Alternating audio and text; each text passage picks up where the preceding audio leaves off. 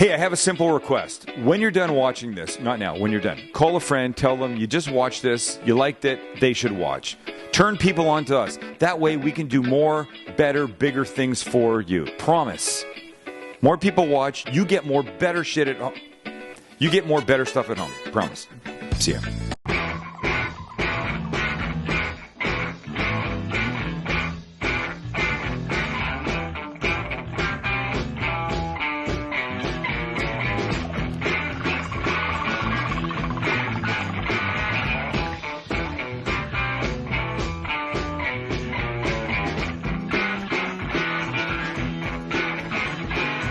Hey everyone, welcome to the Sam Livecast. Today is Monday, and you know what that means, boys? Meatless Monday. As the dog walks past me in the background. It's not Dogless Monday here. Nope. Because I've got 3 of them. But it is Meatless Monday. Thank you very much. It may not always be Meatless Monday, but it is today. We like it for now. It's kind of fun. And speaking of Meatless Monday, oh God, I can't even believe I'm going to mention this. What? I'm flipping channels the other night. Oh. I come across a TLC show called, quote, The Man with a 132-pound Scrotum. Oh, what? That's real learning right there. The Learning Channel. That's presents. real right there. It's like was it a one-parter or like a series?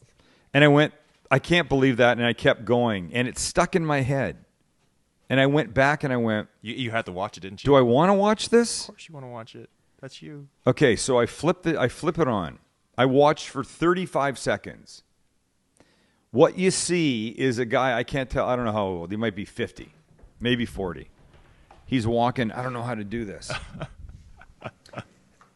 He's got like a shirt with like an apron, and the apron is covering a scrotum, like, honestly, this big. This big. And he walks like this. I didn't even know you could show that on TV. Well, they didn't show that. You saw it under the cover, okay? Ew. Then they show the guy getting out of a car. He goes to apparently where he's welcome, which is his grandmother's house. And while he's there, he lifts up the apron part. And they all have a big conversation about it. Flip channel. Ew. Does that have to be on TV? I wish it wasn't. It made me so upset. I feel bad for the guy. They must have paid him a lot of money. And I don't know how you can't get an operation for that. Maybe you can't. What could happen? If you neutered me right now, I'd be fine. I don't know if my voice would go up. I don't know how it would affect testosterone in my body. But you could do it. I think I could walk around pretty normal and I'd be okay. It's just a bigger operation, isn't it? Yeah. And I don't know. I wasn't watching to know that he had the money, didn't have the money. I can't believe that some benevolent medical organization wouldn't have helped the guy out if it was a matter of dollars. Yeah. But you know what? I have all these questions, yet I don't want to read about it. I don't want to know about it. I was horrified. Why are we talking about this on a food I show? don't know. Just I put don't know. everything on TV now. Because what can't they put on TV now? Yeah, if they're true. putting that stuff on. True. Oh yeah. Okay, so a couple things. We got to get to Greg Rempe, BBQ Central Show, Stoked. coming up to talk about my problem that I had making that brisket and what beginners can do. I want people to learn how to smoke things in their backyard, and I'm not talking weed, on their grills, on their green eggs, whatever they've got. Greg will give some advice for people who want to get into the smoking world, and you should. It changes everything. It changes everything. But we have a new contest, ladies and gentlemen. Yes. And we're calling it, I don't know what we're calling it. We have a logo for it. Is it the Fave Sam recipe? It's the Fave Sam recipe competition. There it is. So here's what this is. The hashtag #FaveSam recipe. Hashtag #FaveSam. Here's what it is. And I think we'll give you a couple weeks to do this. We want you to send a picture of one of our recipes, whether it's on my website, whether we did it in a live cast, whether it's in my book. We want you to send a picture of your version of my recipe to us. Send it to info@thecookingguy.com. Wait. Yes. No, that's not. Don't do the that? best way to do it is through Twitter or Facebook. People don't like to send emails for some reason. They don't. And we want them to use the hashtag. Yeah, and everybody, yes. I don't faves, okay. Hashtag FaveSam recipe is how it should be.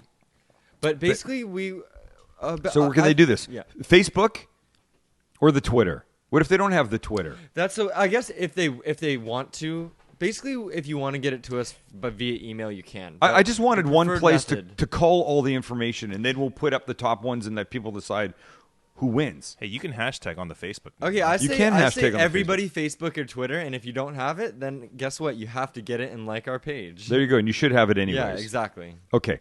What we want you to do, send a picture of one of my recipes that you've made, and there will be a set of my books in it for you. It's simple. Wait, can I enter? No, you can't enter. Cheater. And it's plenty not of about the picture, Lynn, Mr. About the Photographer. recipe. I have so many pictures I could send you. Of man. course you do. But you know what? We've seen them all, my friend. That's true. We've seen them all. Okay, one more thing. Excited to announce that a new partner with the Sam Livecast is Yeah. Let's hear it. Squarespace.com. That's what's up, baby. There they are. That's what's Look up. at that. And that's right. A better web starts with your website. That's exactly it. Look, we all need websites. Whether you're a private person, whether you're a photographer like Lynn, or whether you're a restaurant, you need to have, I don't know how you could imagine you could get by without a website these days. Yeah. Every so often, I'm searching a restaurant on Yelp, and there's the name and the address and junk like that, and then they always have a link to the website. When there's not a website, I'm like, oh, do I even want to do this? You're like, what's wrong? What's wrong with this? How can they not have a website? The days of having to pay a developer tens of thousands of dollars to do your website, like I did in the beginning, are gone. Over. They're over. They don't have to be like that anymore. Squarespace has made it ridiculously simple for you. Ridiculously simple. In a way that makes all other kind of do-yourself-ish website building organizations look ridiculous. We were having this conversation earlier, and here's what I said. If you want to eat, and you want it to be simple, and you want it to be good, you go to the Sam the Cooking Guy's recipes. I think if you want a website to be simple for you to put together and it to be really good, you go to Squarespace. Oh, yeah. We were arguing because I think, look, there's other people that do this stuff. I'm telling you, it's not simple. I don't get it, how they haven't figured this out. And I've said for a long time, so many website developer people are out there. Why are the dollars still so horrendous? Well, guess what? Squarespace has made it not horrendous. Squarespace.com. Check them out. And if you don't believe me, would you believe their commercial that played in the Super Bowl? No. I would. I watched this commercial, and I didn't get it until the end. And then I really got it. Oh, yeah, same. Watch this. We come back. It's Greg Rempe talking smoking, barbecue smoking. Don't go away.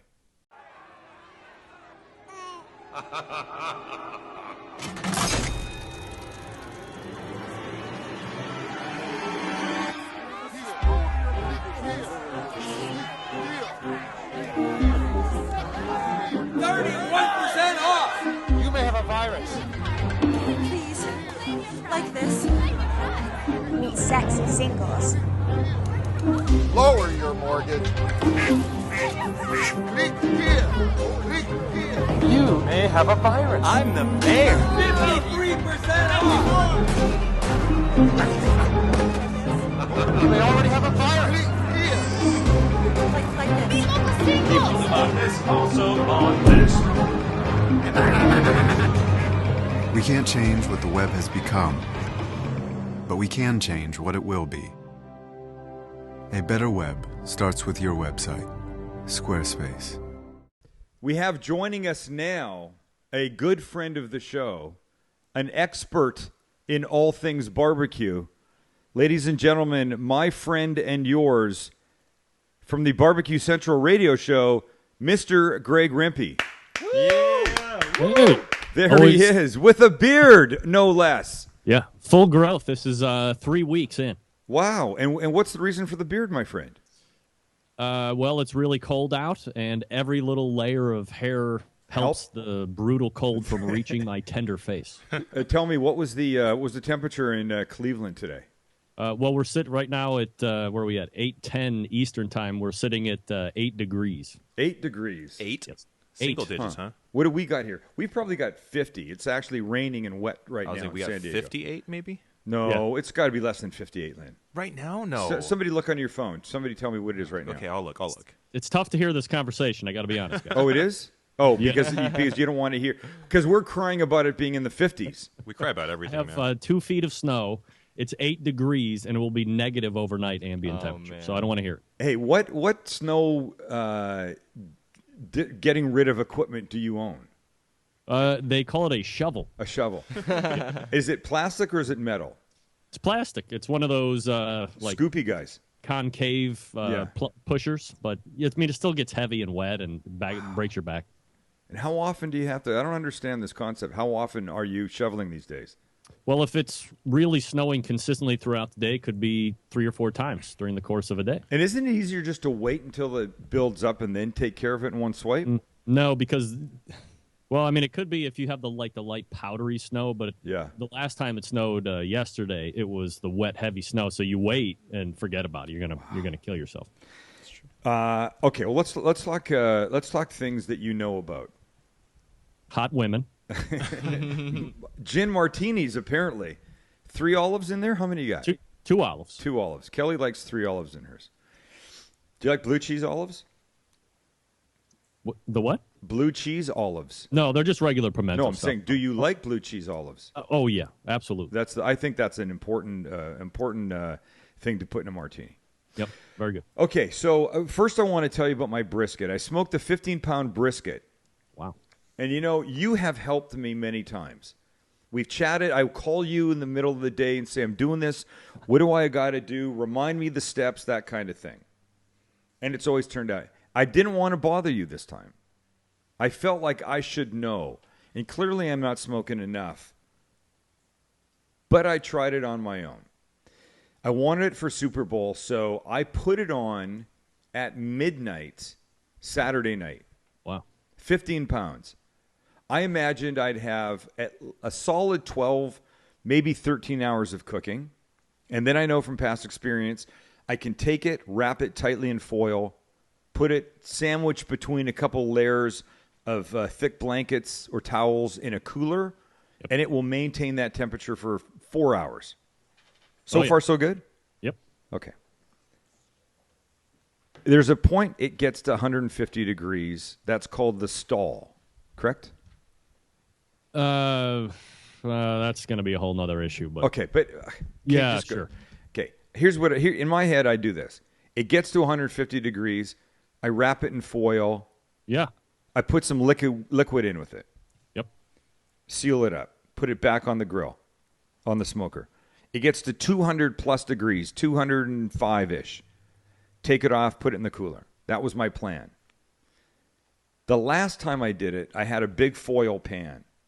So it got to 150, 155, put it in the foil pan, dumped in 2 bottles of Newcastle brown ale, sealed it up really tight, put it back on. By the time it was done, it was amazing. Thought I had a big foil pan. I did not. But I had foil. Yep. So I take the brisket off the stove, off the smoker. I put it on the foil, lots of foil, bottle of beer in with it, seal it up, out on the grill.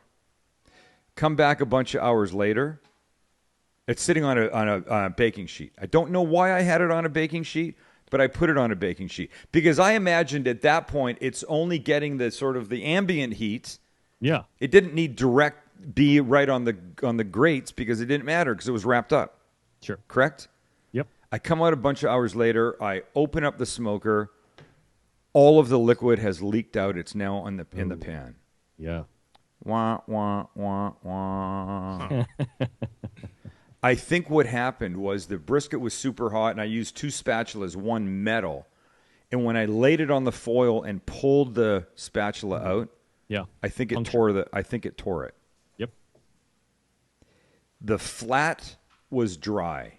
Mm-hmm. The point was still pretty gorgeous, but then that's all the fat in there.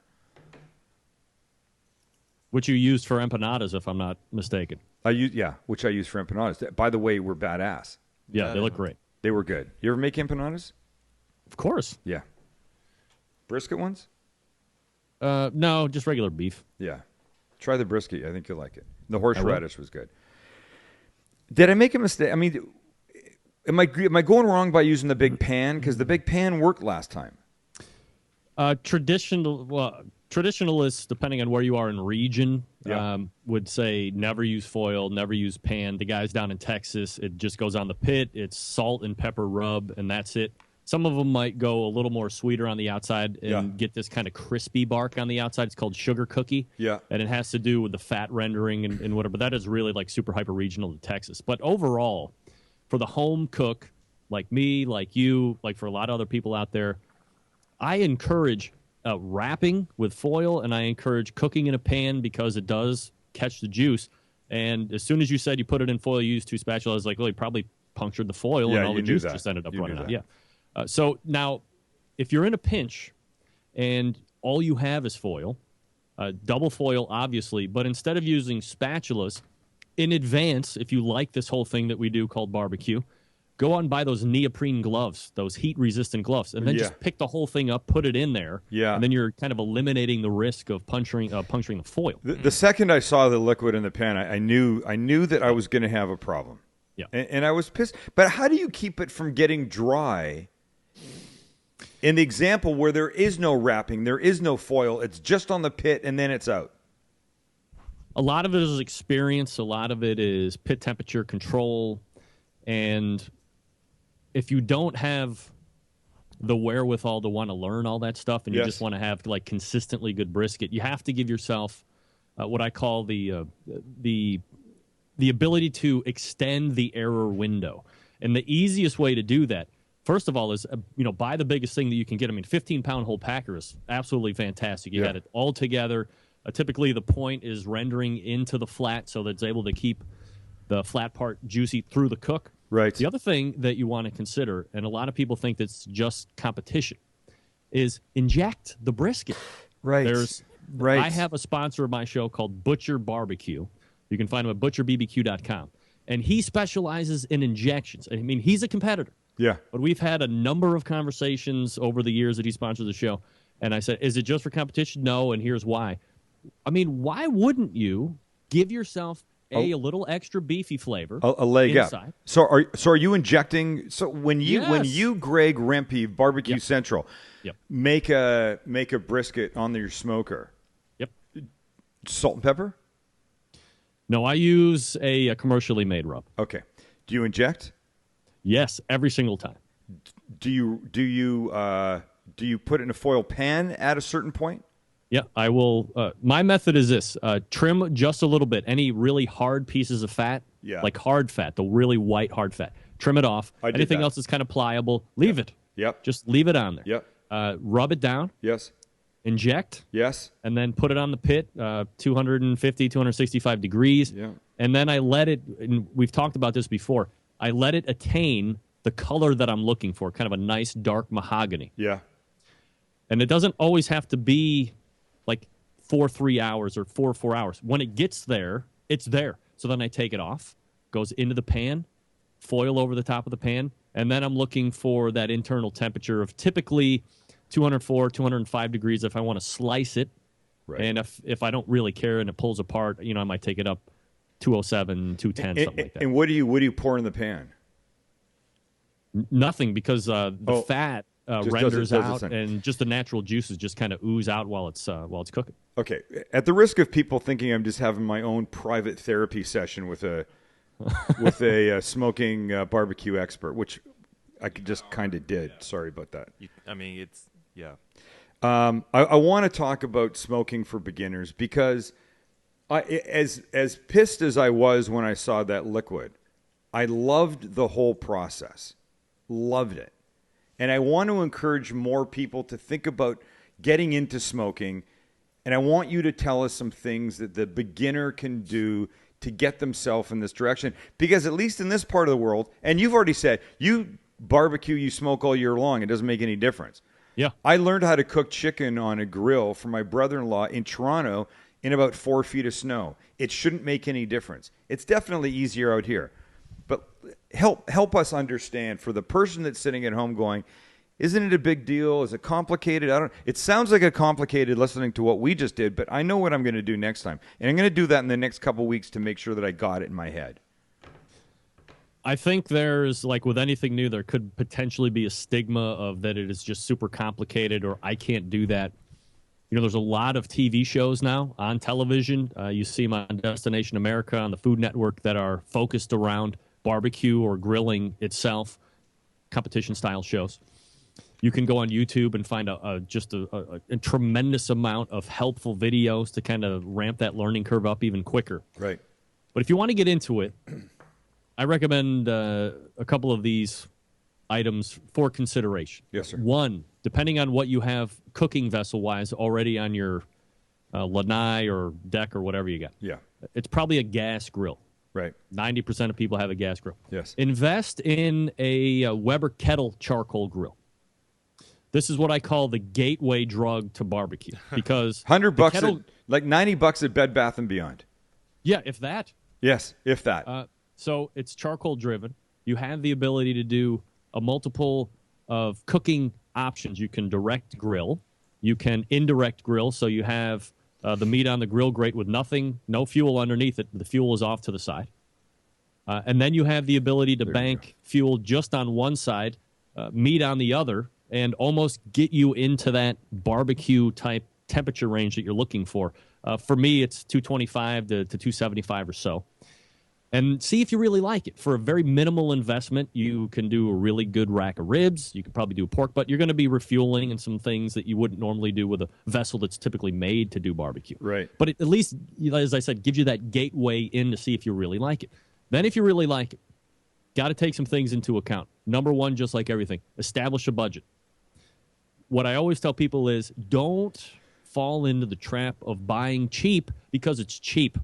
There's brand names out there, Brinkman, Charbroil. They look like these bullet-style smokers. I'm going to show you a picture here because this is the one that I recommend. Oh, that's not it right there. This one here is the one that I recommend. This is called the Weber Smoky Mountain, but they make similar models for like $70. Is that electric? No, this one is charcoal driven. You just can see the completely charcoal right I got at it. the bottom. Okay. Yep. So the competitors don't have dampers at the bottom. They don't really have a vent at the top to control drafting and airflow. And you get them for like $70, and you buy it. You think you've gotten a steal. It cooks like crap. You hate it. You use it as a flower planter, and then that's it. You're out of the game. Right. We don't want that to happen. Right. So I encourage people to spend at least $300 to get this Weber Smoky Mountain that is tried and true, one of the most popular cooking vessels to get into the barbecue scene. And then from there, you can just go, shit crazy if you want to. But spend 15. What? But the key is just start, right? Yes. I mean, that's why I say start with the Weber kettle to see if you even like the idea of it. And then you can get Weber Smoky Mountain or any number of these other ones. You can get offset style where you're burning a live fire off to the side. You can get pellet cookers like you and I both have. Yes. That really take a lot of the guesswork out of it, but still produce a great product, and it's so convenient. So, the budget is first, and then the other thing that you need to take into account is, I call it the two percentages. How many people are you cooking for 95% of the time? Probably like your immediate family. Right. And then figure out how many people you might be cooking for 5% of the time. Right. You're going to have a party. Right. Are you social, whatever. Now, if that last 5% doesn't surpass your 95%, you're fine with whatever one you're going to buy. But if it goes over that 95% a few times, buy up one or two lots. I gotcha. Be able to accommodate everybody that you're going to have. Even if it's only 3 or 4 times a year, you're not stuck going, well, what am I going to do for the rest of the food? By the way, that's excellent advice for a lot of things in life, really. Right. Computers, cars, anything like that. I like that. Look, are there on BBQCentral.com, are there tips? Is there advice? Is there help for people that are trying to sort their way through?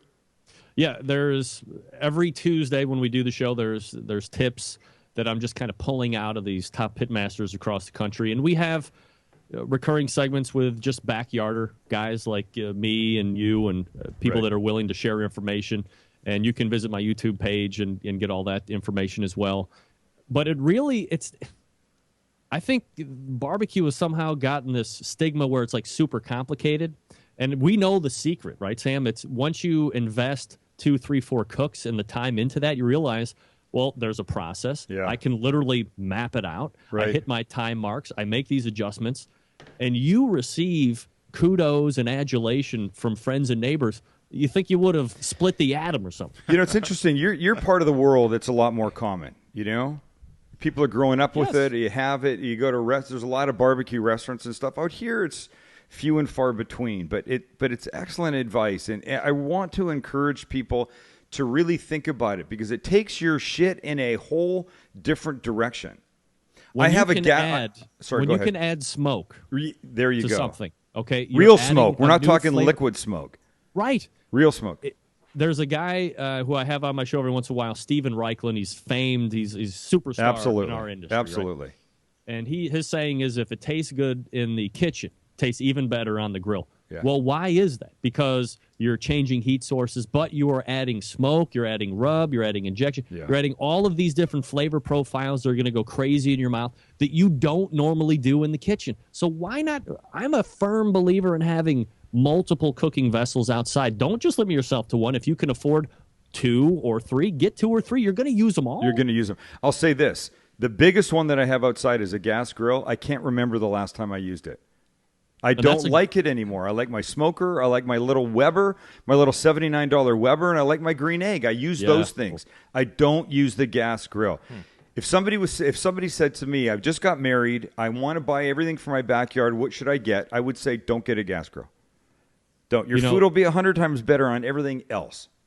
If you're a person who's really thinking about getting into it, and you want to use the live fire pellet, I mean it's burning, so it's live fire, I guess. But if you want to manage a fire, I say why not look at those big green egg, or as we call them, the ceramic or the Kamado style cookers. Yes, because you're getting 2 cookers in one. Yes, you might faint or poop a little in your pants when you see the price tag, but you have to understand what you're getting.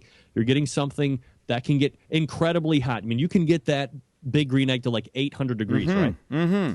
However, if you know how to play with that damper at the bottom and at the top, you can control the draft. You can keep that thing at 225 degrees literally for 72 hours on one load of charcoal. It's perfect barbecue temperature. It's perfect barbecue. Great. I love it. Though I was surprised to hear you say that you generally cook at 250, 275. I had mine at 225. Now I'm starting to wonder if maybe I need to bring it up a little bit. You know, a little I do faster, it now maybe it keeps it drier, keeps it I've less dry. started to become a little bit more of a fan of what we call the hot and fast method. Yeah. So, you know, normally it's the 225, 200, 225. Yeah, You start to bump up into that 275 range. The cook time goes down. You can start early in the morning and still get the finish time that you're looking for. And I've tried it 50,000 times now, and there is no palatable difference between doing it the traditional low and slow way and then kicking up 50, 65. I'm down. Yeah, all right, Greg Rempe, you are the man. You are all things barbecue. You're all things cooking outside to me, my friend. People can find you at BBQCentral.com. Your show is live. And when I say live, I mean actual live. Yes. Tuesdays, 9 p.m. to 11 p.m. Eastern Time. That's right. You have the best people in the business on your show. You're a master, and you have people that are even better than you talking about what to do, how to do it better, how to make it tastier, whatever it is. It's all there right for people to listen to. I invite you just to check it out and see what you like. If you don't like it, hang around for another 2 weeks until you like it. Greg Rempe, thanks for hanging out with us, my friend. All right, guys, take care. Have a good night. Stay warm and go shovel right now. I will do it right now. All right, see ya. Later, Greg. Yeah, bye. Okay, the guy knows what he's talking about. And we know what we're talking about, too. We're going to cook next. Cooking is actually cooking. I'm going to cook something.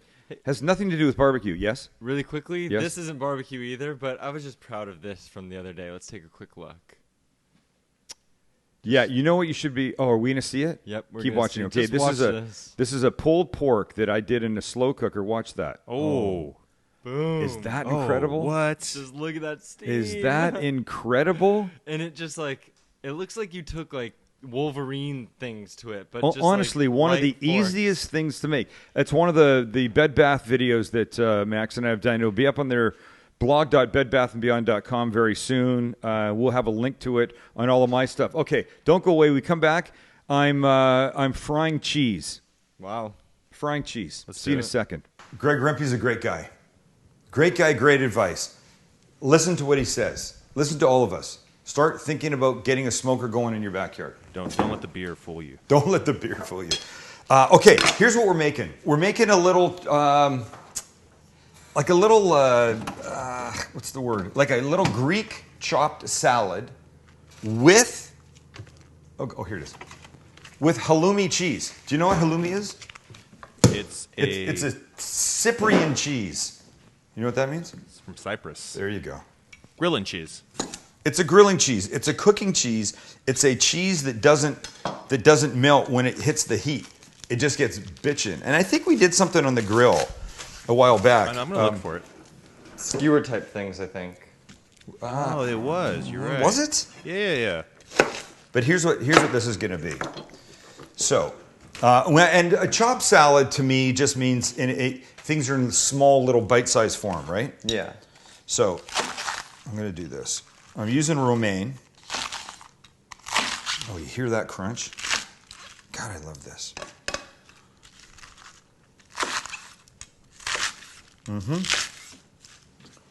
Okay, so this will be cut fairly small. Chopped salad's a nice thing. I like it. It's different, right? Restaurants have it. Sammy's, where we used to go back in the day. Is it a Californian thing? I think it is. It feels very California-ish to me, you know? Can I do this? Wait, it definitely is California-ish. Is I it? took Jilly there for the first time and she shit. loved it. That didn't work. They don't have them in Canada? No. So depending on where you're watching from, learn it, love it, and make it. Chopped salad's a great little thing. Okay, so I'm using romaine. You know what? It seems to be all we buy lately is romaine. We like these little hearts because they're super crunchy and super fresh. Okay. Salad. I already see Lynn's picture taking shape Do you know? in my mind. I need a, not that one. English cucumber. You can eat the skin. You don't have to take it all off, but I like to just do the little, like that.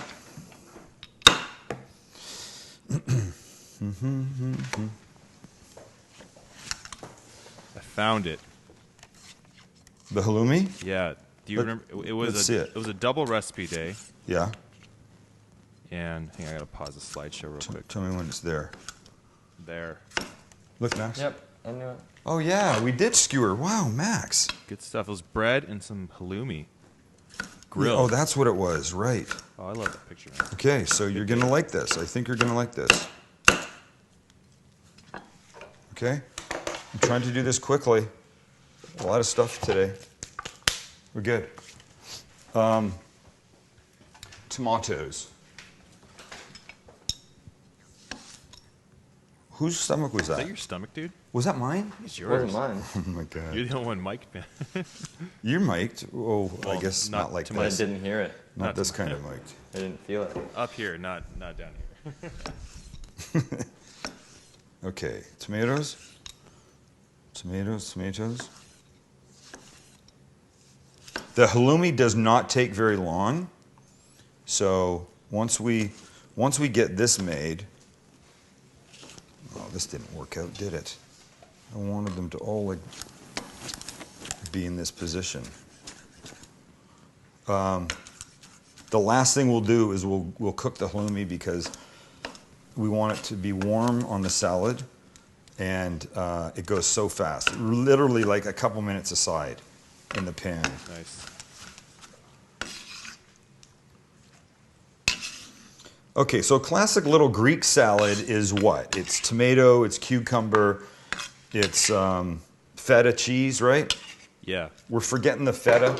We're going to swap the feta for this halloumi.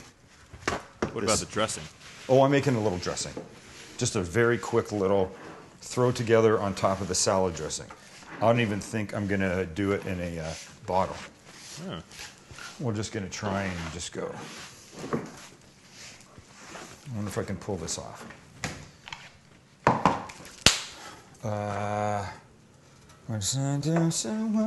No, I should probably do that. I might F it up.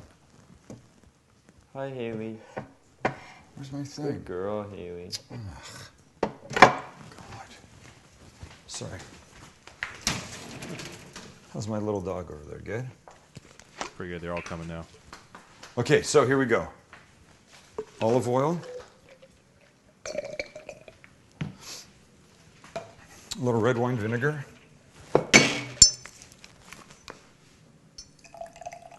Look. About how much of each would you say? I'd say about well, see, this displaced it. Now I'm all screwed up here. I'd say about a third of the oil is going to be the red wine vinegar. There's a recipe on the website that has this in it. Salt here. Pepper, a little more difficult to do. Nice. That'll work. I like oregano in this. Dried like that. We could throw one little clove of garlic in. Squeeze this. Coming up for that. Sugar. Oh. I always put a little sugar in this. I find it just really adds nice. I feel like I'm missing something. I'm going to start the heat on that. Am I missing something in a Greek salad? What is a Greek salad? Olives? Yeah. Do I have olives? Hold on, I should have olives. Thanks. Okay. That's what we're here for. Okay. A little garlic right here. Everything fits very conveniently in that. Back of the knife, yeah, doesn't it? And my lid is here.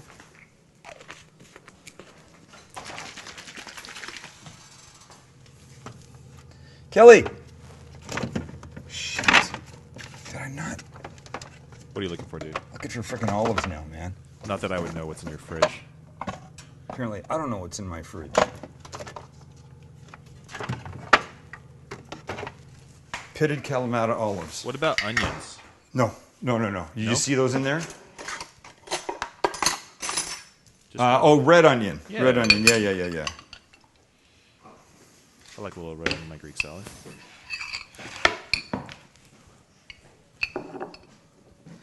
I have a Greek salad. Somewhere I have a Greek panzanilla salad on my website. Mm-hmm. And there's, yes, it's the classic one, but there's red onion in that too. Same dressing too. So I got a little red onion. Okay, so watch.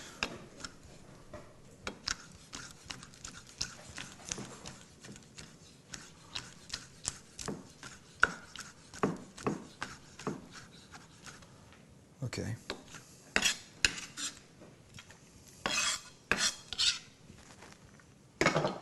Ready? Heat in the pan, heat in the pan, heat in the pan, heat in the pan. Move kind of faster, sir. You know what happens? At this point, I always feel like I just got to get going. I feel like when we've spent more time, thank you, Max.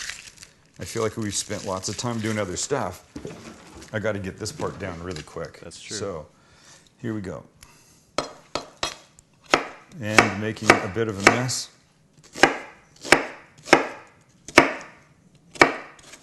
Oops. Oh, did you cut yourself? No.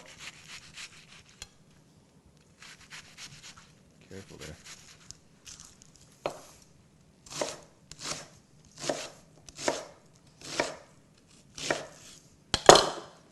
Nice. I think that'll make a big difference. Yep, cut myself.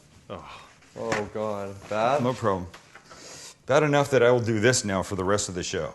Oh, God. That's what happens when you rush. Have you ever cut yourself in the show? Probably. I don't think you ever have.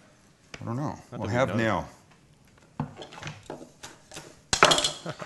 But I can do this. Okay. This is going to be a little bit messy, but here we go. Here's the halloumi. Wait. It's awkward not having...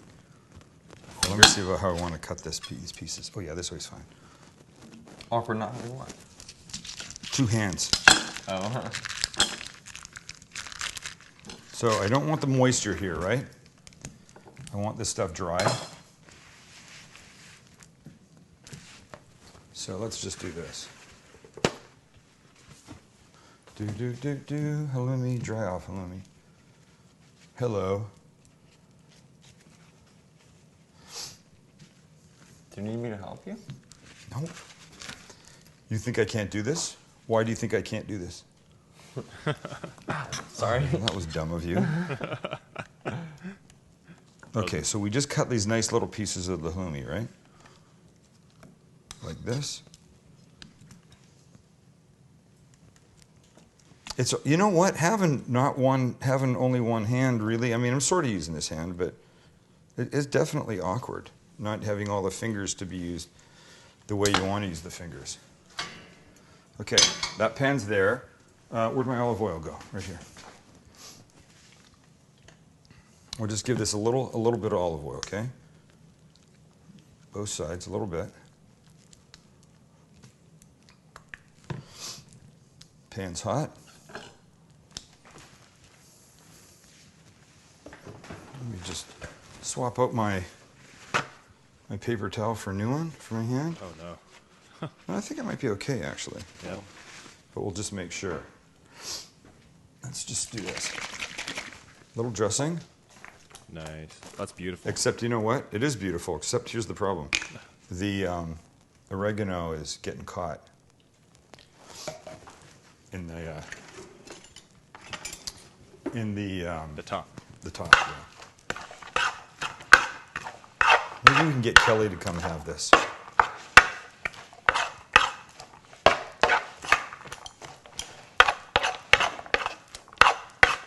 Okay, here we go. Ready? Let's do it. Here we go. Fan on. Let's grill some cheese. Grill some cheese. Just like this.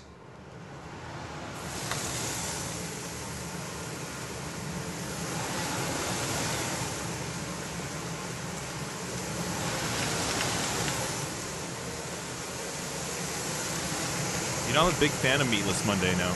Yeah, why not? Why not? There's no bad here, right? Yeah. Well, the bad is that I've made this giant mess. But we'll do everything over there. So how long has it been on? 12 seconds. Let's see what we got. I'm gonna give it like another 15 seconds. Really, that's it. Yeah, and then the other side gets not very much too.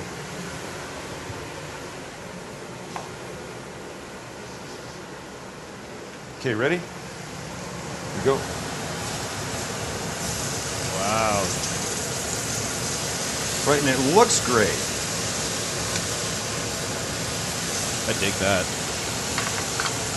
So really what you're doing, at least in this salad, is you're substituting the feta for the halloumi.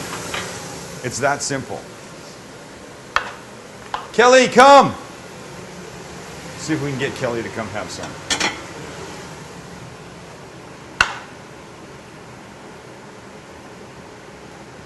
Kelly, come! Oh. No?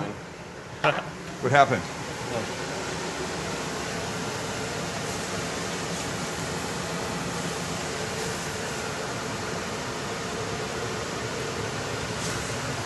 Yes, that's what I'm talking about.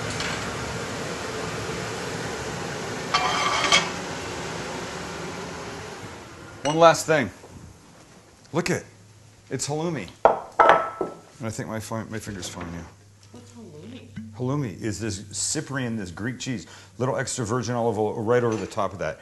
You tell me that's not a badass, beautiful looking salad. That's changing things up again. Ladies and gentlemen, don't make the same thing all the time. How's the salad? It's delicious. Thank you. Your mom's delicious. Wait, that was wrong.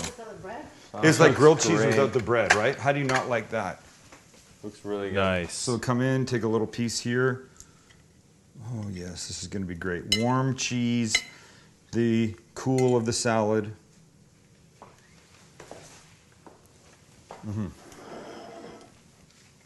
Oh my God, it squeaks when you eat it. That's the best. And you don't need a ton of salt because the cheese has already got a really nice amount of salt in it. How good is that?